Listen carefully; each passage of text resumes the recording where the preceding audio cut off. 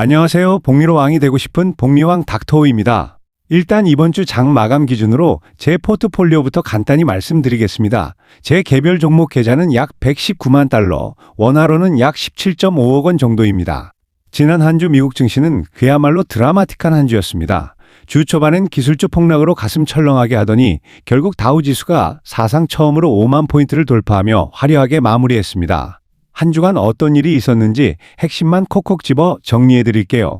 월요일부터 목요일까지는 기술주 변동성이 정말 심했습니다. AI 머니 게임의 이유 때문이었죠. 이번 주 아마존은 2026년에 AI와 로봇공학에 2천억 달러, 약 270조 원을 쏟아붓겠다는 초대형 투자 계획을 발표했고, 구글은 1750에서 1850억 달러까지 자본 지출로 쏟아붓겠다고 했습니다. 하지만 시장은 너무 많이 쓰는 거 아니냐며 수익성에 의문을 제기했고, 기술주 섹터가 많이 내려갔습니다. 하지만 금요일 하루에만 다우지수가 1200포인트 넘게 폭등하며 5만의 고지를 밟았습니다. 최근 AI 열풍이 기술주를 넘어 금융, 산업, 헬스케어 등 경제 전반으로 확산되고 있다는 낙관론이 지수를 끌어올렸습니다. 그럼 이제 제 포트폴리오에서 일어난 작지만 큰 변화, 그리고 그 이면에 담긴 저의 투자 철학에 대해 이야기해보려 합니다. 저는 지난주 제가 아끼던 종목 중 하나인 SPGI 약 4만 5천 달러어치를 전량 매도했습니다. 많은 분이 의아해하실 수도 있습니다. SPGI가 나쁜 회사인가요? 라고 묻는다면 제 대답은 단호하게 아니오입니다. SPGI는 여전히 견고하고 앞으로도 시장을 주도하며 잘 나갈 훌륭한 기업입니다. 1년 전 제가 심사숙고 끝에 이 회사를 선택했을 때의 그 확신은 지금도 변함이 없습니다. 하지만 투자는 때로 좋은 것과 더 좋은 것 사이에 냉정한 선택이기도 합니다. 현재 제 자산 구성상 현금 비중이 넉넉하지 않은 상황에서 시장은 저에게 또 다른 매력적인 기회들을 보여주기 시작했습니다. 바로 메타, 넷플릭스, 그리고 마이크로소프트입니다. 제가 판단하기에 현재의 주가 수준에서 이 기업들이 보여주는 가치는 SPGI보다 한층 더 높은 기대 수익률을 제시하고 있었습니다. 제가 SPGI를 매도한 것은 이별이 아니라 확신의 전이입니다. 만약 나중에 SPGI의 주가가 더 높게 치솟는다면 저는 진심으로 기쁠 것 같습니다. 내가 1년 전에 정말 좋은 기업을 알아봤었구나. 내 선구안이 틀리지 않았구나라는 사실을 증명받는 셈이니까요. 하지만 지금 이 순간 저는 제 자본이 더 효율적으로 일할 수 있는 곳으로 자리를 옮겨주기로 했습니다. 참 운이 좋게도 제가 매도 결정을 내린 날부터 SPGI의 주가는 15% 이상 조정을 받았습니다. 덕분에 저는 그 귀한 시간을 활용해 마침 하락폭을 키우고 있던 메타, 넷플릭스와 마이크로소프트를 충분히 매수할 수 있었습니다. 투자를 하다 보면 때로는 정들었던 종목을 떠나보내야 할 때가 있습니다. 하지만 그것이 기업에 대한 실망 때문이 아니라 더 나은 가치를 향한 여정이라면 우리는 흔들림 없이 나아가야 합니다. 오늘의 이 선택이 미래의 어떤 복리의 마법으로 돌아올지 저와 함께 계속 지켜봐 주시면 감사하겠습니다. 자, 오늘 저희가 다뤄볼 회사는 많은 분들이 이렇게 말하는 기업 이야기입니다. 메타요? 이미 많이 오른 거 아닌가요? 페이스북 이제 끝물 아니에요? 메타버스 실패한 회사 아닌가요? 자본 지출을 늘리고 있는데 위험한 거 아닌가요? 라고 사람들은 질문하고 있습니다. 그런데 이상하죠? 이렇게 말이 많은데 유명한 장기 투자자들은 메타를 팔기는커녕 오히려 계속 모으고 있습니다. 오늘 영상에서는 왜 이 사람들이 지금도 메타에 투자하는지, 그리고 개인 투자자는 메타를 어떻게 봐야 하는지 차분하게 정리해 보겠습니다. 먼저 메타를 한 단어로 정의해 보겠습니다. 메타는 단순히 광고 회사가 아니라 사람들이 모여있는 플랫폼 위에 광고와 AI를 얹은 회사입니다. 이 차이가 굉장히 큽니다. 메타가 가진 플랫폼은 페이스북, 인스타그램, 왓츠앱, 메신저입니다. 전 세계 수십억 명이 매일같이 사용하는 공간이죠. 정확히 말하자면 매일 35억 8천만 명이 이용하고 있어요. 제가 메타를 높게 평가하는 이유는 여기서 시작합니다. 이 정도 규모의 사용자 기반은 새로 만드는 게 거의 불가능합니다. 이건 단순한 인기 문제가 아니라 네트워크 효과입니다.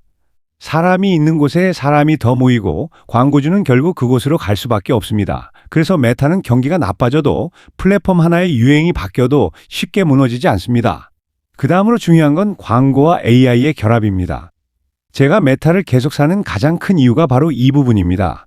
메타는 누가 무엇에 관심 있는지 알고 있고 언제 광고를 클릭할 가능성이 높은지도 알고 있습니다. 하지만 최근 들어 이제 이 데이터 위에 AI를 얹었습니다. 그래서 메타의 AI는 멋있어 보이는 기술이 아니라 바로 돈으로 연결되는 기술입니다. 광고주는 같은 돈으로 더 높은 효과를 얻고 메타는 광고 단가를 올릴 수 있습니다. 메타의 AI는 새로운 실험이 아니라 이미 돈을 잘 벌고 있는 광고 사업을 더 강하게 만드는 도구인 겁니다. 여기서 하나 더 짚고 가야 할 게 있습니다. 바로 자본 지출, 즉 메타가 요즘 돈을 어디에 쓰고 있느냐입니다.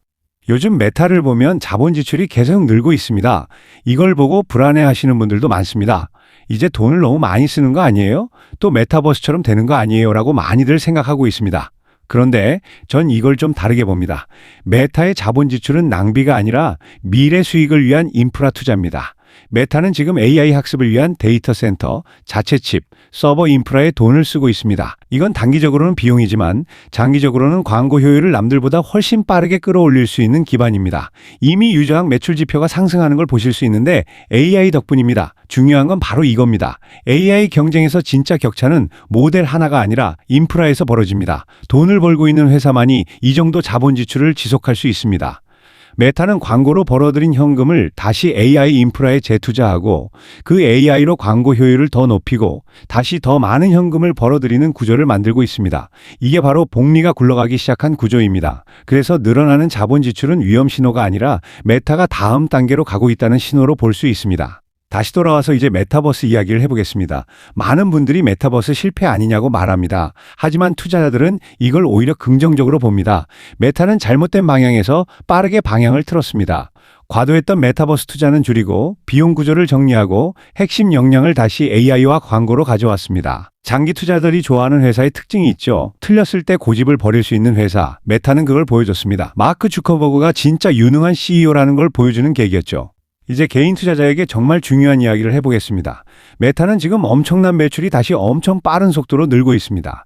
지난 1년간 22%나 매출이 상승했습니다. 지난 10년 동안 평균적으로 매해 27% 상승했고요. 이런 큰 회사가 이렇게나 빨리 상승할 수 있다는 게 저는 아직도 믿겨지지 않습니다.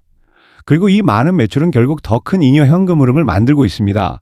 지난 1년 동안 메타의 잉여 현금 흐름은 461억 1천만 달러. 최근 1년 동안 많이 작아졌는데 그건 엄청난 자본 지출 때문이죠. 많은 사람들은 이걸 걱정하고 있지만 전 오히려 이 자본 지출 덕분에 매출이랑 영업이익이 늘어난 거라고 생각합니다.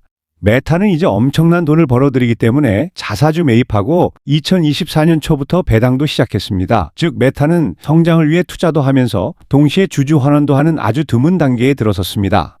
이제 장점에 대해 얘기했으니 리스크에 대해서도 이야기해 보도록 하겠습니다. 제가 보기엔 리스크가 세 가지가 있는데요. 첫째, 광고 시장 침체. 둘째, 플랫폼 세대 변화. 셋째, AI 경쟁 심화입니다. 어느 회사나 리스크는 존재를 하죠. 하지만 중요한 건 이 리스크들이 치명적인지 아닌지입니다. 제가 보기엔 이 리스크들이 관리 가능하다고 판단했습니다. 그래서 저는 메타를 팔지 않았고 오히려 더 모으고 있는 겁니다.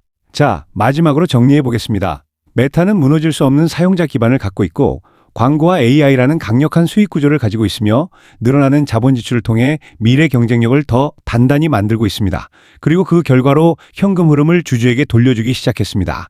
그래서 메타는 단순한 기술주가 아니라 장기 복리를 만들어낼 수 있는 기업이 된 겁니다. 투자는 항상 선택입니다. 하지만 복리는 좋은 기업을 오래 들고 가는 사람에게만 주어집니다. 오늘 영상이 여러분이 메타를 조금 더 깊이 이해하는 계기가 되었으면 좋겠습니다. 여기까지 복리왕 닥터였습니다. 감사합니다.